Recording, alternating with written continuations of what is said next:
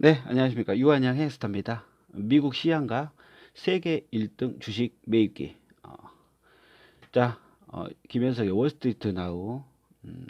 IEA, 과거 겪지 못한 충격을 경험하고 있다. 오늘 메인 타이틀입니다.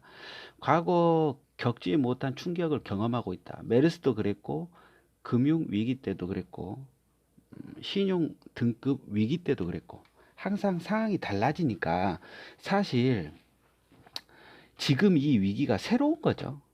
당연히 뭐 겪지 못한 경험을 겪고 있는데 제목으로 과거 뭐 겪지 못한 그런 충격적인 경험을 하고 있다. 공포감 조성입니다. 글로벌 석유 산업에 대한 부분이죠. 국제 에너지 기구 IEA 충격, 우디우디 사우디, 시아시아 러시아 유가 전쟁으로 공급 충격. 이제 공급이 넘치면 간단한 거죠. 가격이 떨어지죠. 감산 합의 실패. 그것 때문입니다. 근데 오늘 뉴스에 트럼프가 얘네들 한번 만난다. 어, 합의점에 도달했다 하면서 주가가 살짝 올랐었습니다. 호재죠, 호재. 이제 만나서 뭐 감산 합의하면서 뭐 다른 거 하나씩 떨궈 주겠죠. 예, 그런 거죠. 아람코, 사우디 국영기업 너무 많이 생산하고 구매자를 구하지 못해가지고 목적지 없이 원유를 실은 유조선. 이거 샀다가 팔 수 없으면 의미가 없다라고 합니다. 어디 막 정박하고 있겠죠, 뭐. 예. 15% 추가 할인 해가지고 원유를 판다고 해도 이걸 살 사람이 없다 이겁니다. 지금 코로나 때문에 석유 소비가 30% 이상 감소하는데 당연히 안 팔리겠죠. 우리가 저가에 많이 생산하고 규모의 경제를 해야 되는데 그래야 소비가 많이 되고 싸니까 저장 공간도 짱짱해야 순환이 되잖아요. 석유 자체가 원유 자체가 원유 그렇죠. 근데 이게 안 되는 거죠. 셧다운 됐지 않습니까? 셧다운 세계 경제 자체가. 자, 유가는 21달러, 25달러 브렌트유랑 WTI 20달러 초반대. 요건 이제 오늘 오전 중이었습니다. 러시아의 푸틴 미국에서 셰일 산업 투자를 줄여라 라는 뉘앙스로 말을 했습니다. 3자 회의 북한하고 얘네들 모여서 대화하는 거랑 어떤 게 힘들까요? 북한 방문하는 게 더 쉽습니다. 그러니까 러시아 푸틴이랑 그 사우디 왕자랑 그 누구죠? 그 미국 트럼프 서희 만나가지고 이야기하는 거랑 북한하고 트럼프랑 둘이 대화하는 것이 더 쉽다라는 겁니다. 그만큼 의견 합의점을 이루기가 굉장히 힘든데 히딩크 트럼프가 요걸 해냈다 이거죠. 곧 해낼 거다. 물론 이제 트럼프 주위에 좋은 참모들이 있기 때문에 이걸 이제 실현시키면은 진짜 호재가 될 수가 있을 겁니다. 대형 셰일 업체 중 처음으로 페트롤리엄, 화이팅, 화이팅 페트롤리엄 요 회사가 파산 보호 신청을 드디어 시작했습니다. 파산 신청. 빚으로 사업 시작했다가 유가 떨어지니까 적자가 계속 되겠죠. 50달러에 마진이 딱 맞춰 있는데 20달러 초반대 해버리니까 이거 뭐 돈이 되겠습니까? 유가가 반토막 날지 지네들도 몰랐겠죠. 자, 근데 이 여론, 어떤 여론이냐? 파산 신청하기 전에 보너스 지급 결정. 그러니까 빚잔치 하고 있다가 보너스 지급 결정 막 돈 되니까 보도 비난이 나타났다. 여론으로 나타났다. 이 사실이 공개됐기 때문에 파산 신청하기 전에 얘네들이 어, 보너스 지급, 그러니까 돈잔치 했던 거죠. 그런 게 이제 여론을 타고 지금 비난 여론이 되고 있다는 겁니다. 이 여론이 안 좋아지는 건 당연히 문제가 있는 거죠. 전체 셰일 업체에 대한 미국 셰일 업체에 대한 어, 비난 여론, 미국의 의회에서 명분이 없어지는 거죠. 구제 지원을 하냐 안 하냐 이런 문제가 있는 거죠. 고민을 하겠죠. 지원을 안 하면 줄파산이고 지원을 하면 정치권 표 자체가 없어지고 곧 선거니까. 미국 원유 재고는 기록적으로 폭증하고 있다. 주요 시장 미국 원유 재고는 이렇게 기록적으로 폭증하고 있는데 전체 석유 수요가 25% 정도 감소했다. 그러니까 딱 25% 주가가 나스닥이 떨어진 겁니다. 이건 뭐 그냥 느낌적인 제 느낌이죠. 객관적 데이터는 없는 거죠. 석유 수요가 25% 감소한 추정치 골드만삭스. 경기도 안 좋아지고 유가는 폭락에 원유 재고는 엄청나게 많다. 원유가 남아 돈다. 그럼 우디 사우디 좀 감산해서 좀만 생산하자. 이렇게 했는데 그게 말처럼 안 되는 거죠. 사우디가 빡쳐가지고 바로 증산 오케이 대드는 거죠. 그럼 미국 세계 경찰이 우디 사우디한테 뭔가 압박을 해야 될 거 아닙니까?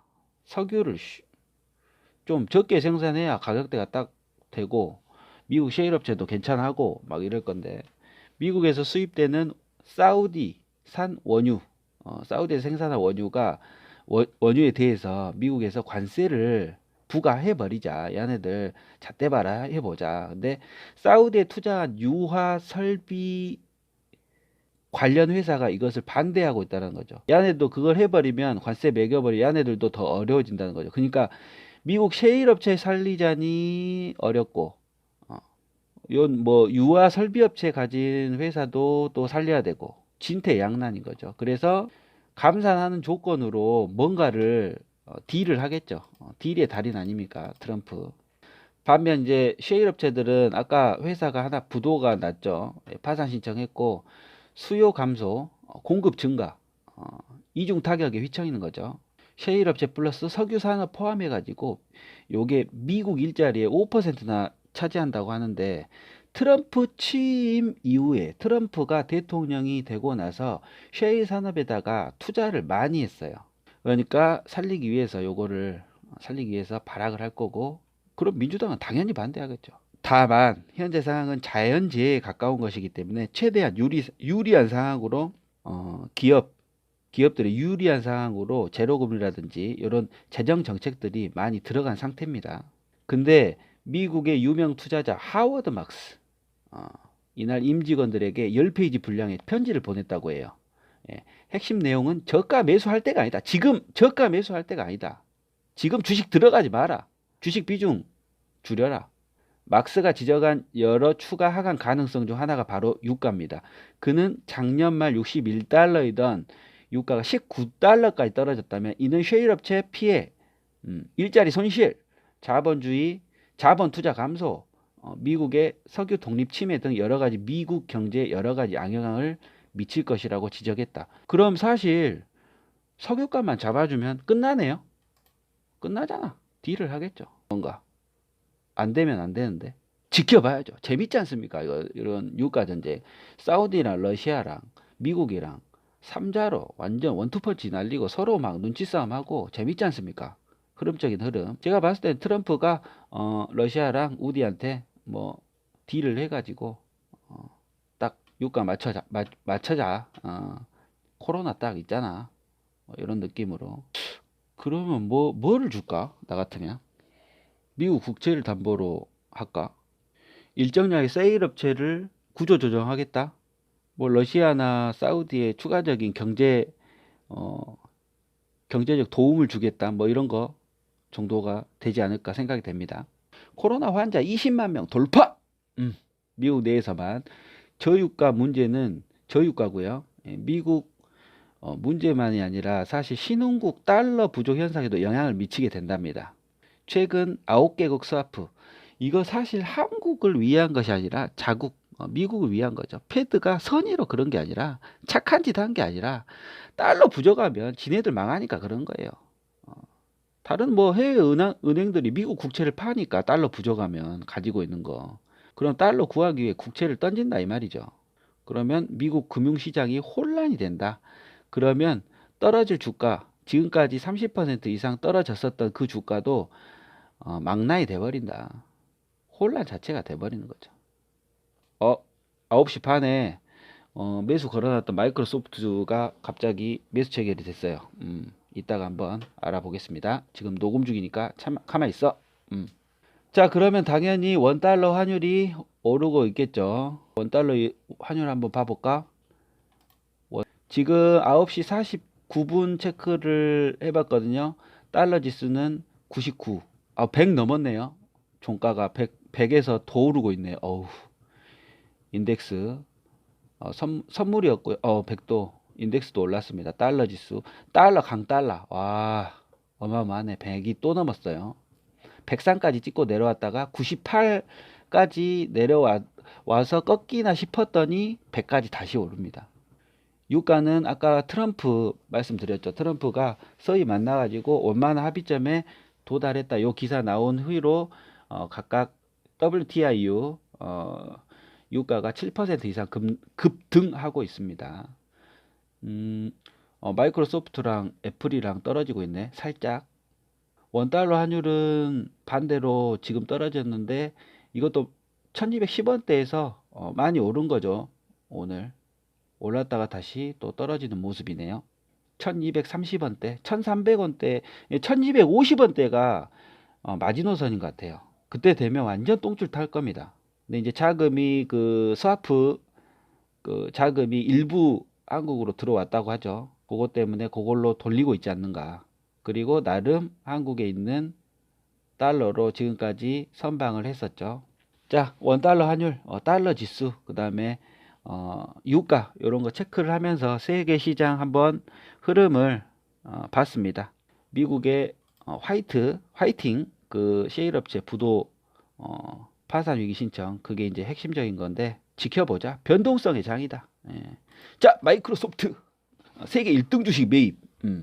오늘 주문은 장 개시와 동시에 예약 주문으로 걸어놨습니다. 150주를 138달러 최저가죠. 최저가. 지금 현재 그 137달러까지 떨어졌었는데 마이크로소프트가 그때는 좀 많이 들어간다 이겁니다. 150. 이거 현금이 한 14~15% 정도 15% 정도 들어간다 생각하고 쌌어요. 그리고 150달러, 151달러, 153.81달러 때 10주씩 더 매입을 하고, 그 다음에 50주는 149달러. 이게 이제 오늘 그 어제 기준으로 종가에 5% 떨어진 가격으로 매수 주문을 50주를 냈습니다. 149달러. 그래서 문자를 확인을 해 보니까 오늘 151달러, 153.81달러 요 두 개 20주가 10주씩이 매수 체결이 됐네요. 11시에. 오케이. 10주 매입하고, 요거는 이제 장기 투자고 손절은 안 합니다. 손절은. 저의 시드머니가 실제 저의 현금이 6천만 원 정도 되지 않습니까? 이제 기존의 유한양행으로 수익 본 것이 올해 한 1천만 원 정도 되기 때문에 사실 7천만 원은 저의 이제 소중한 시드머니, 진짜 고생해서 모은 돈이거든요. 요거는 세계 1등 주식으로 들어갈 확률이 지금까지는 좀 높다. 장을 한번 봐야 되겠지만, 유한양행으로 현금 벌고, 레버리지죠. 거의 레버리지 투자를 지속적으로 하면서 유한양행은 벌고, 그 다음에 사실 이건 뭐 노후 준비예요. 노후 준비로 세계 1등 주식. 이게 이제 조던 김장선님께서 어제 제가 방송하면서 이장선님이라 그랬는데 너무 죄송하고요. 김장선님, 조던 선생님이 마이너스 3% 뜨면 전체 1등 주식을 매도를 하는 거거든요. 나스닥 지수에 3% 떴을 때. 그거는 이제 그 매매 기법은 자료들은 조던님 그 유튜브나 카페 참조하시면 되시고요. 아무튼 노후 준비다. 마이크로소프트. 현재는 마이크로소프트다. 자, 내일 새벽에 또 어떻게 될지, 또 많이 하락해 가지고 매수 체결이 될지 안 될지 그거 한번 지켜봐 주고요. 자, 시청해 주셔서 감사합니다. 여기까지입니다. 유한양 앵스터였습니다.